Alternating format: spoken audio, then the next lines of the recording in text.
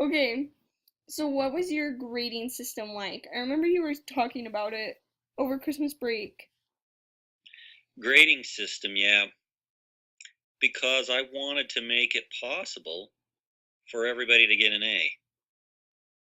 So what I did is I took the person in the class with the highest score and I adjusted that person's score to 100.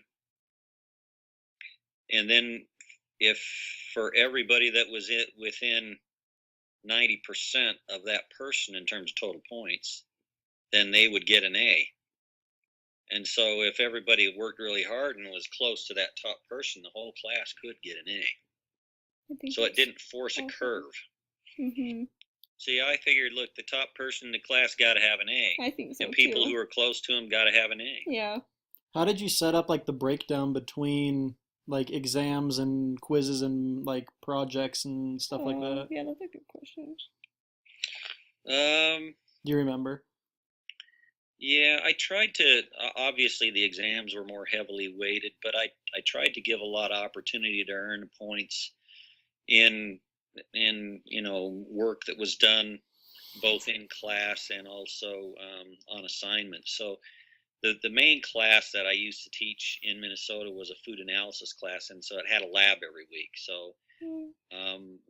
the kids would do the lab, and then they would have to write lab reports. And so I gave quite a bit of points to that lab because that was big. It was 3 hours a week compared to 3 hours of lecture. I Hmm. didn't grade that 50-50, but I think I had it at like 35% of the grade. And so if you worked hard in the lab, you could do that. That helped you to have 35. It might even been 40% Hmm. of the grade coming from the lab. Oh wow.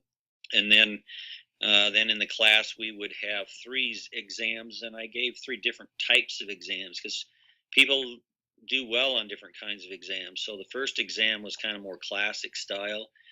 One of the exams was a group exam. I had everybody divided into groups, and we did a lot of exercise problems in class. I didn't lecture per se, and so it was all done in kind of groups. And so I would give them the question. I'd give them 5 minutes to work on it, and then we would, have people in the class kind of tell what they did and how they solved the problem.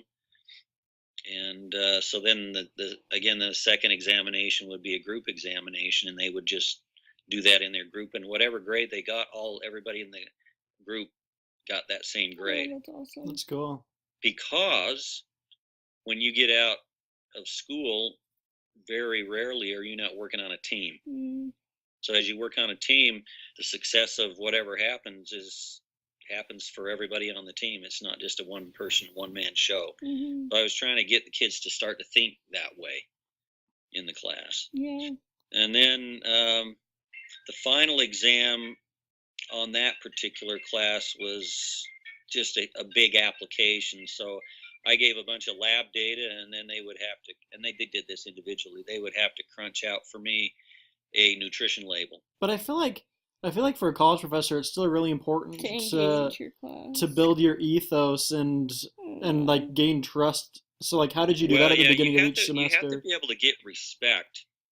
Whether the kids are. I mean, I don't remember having people acting up in the class and having to discipline, but at the same time, um, they will be looking at you and how you carry yourself and how you come across, and do you know what you're doing?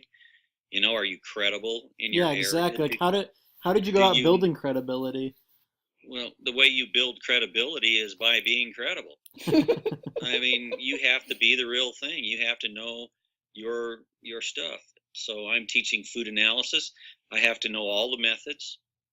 They have to know that I know those. They have to know Mm. that I've gone into the lab and done these things hundreds of times, thousands of times.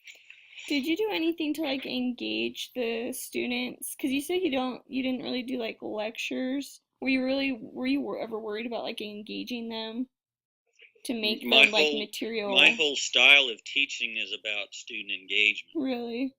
Yeah, it's about having everybody like so. I never did stand-up lecturing, Mm-hmm. where I just stand up there and lecture and everybody just sits and listens to the whole class. That is not how I think of teaching. That's more like an information dump, but that's not learning really. Mm-hmm. Yeah. So information dump, you can get pushed to shove a funnel in somebody's mouth and start pouring information in. And then you can say, okay, now you got all the information in. I want you to puke it back out on a test. That's not teaching. Yeah. That's just, memorize a bunch of stuff. And then when the kids get done with that, all they'll do is forget about it. Mm-hmm. So I wanted them to learn how to solve problems and do stuff. So we focused all of our class time on solving problems. So it's definitely more of a discussion, like a group Well, discussion. it's very much discussion based, and I kind of forced the discussion by forming these groups. And so in the groups, there'd be a leader, there'd be a person, recording, there'd be somebody who'd keep track of the time because everything was timed. They had to solve the problem as a group within a certain amount of time and be ready to report out to the class. And if they came unprepared, like if they didn't do their reading, a lot of kids the first day would come unprepared, and they soon found out not to do that because they start looking like idiots in front of their classmates.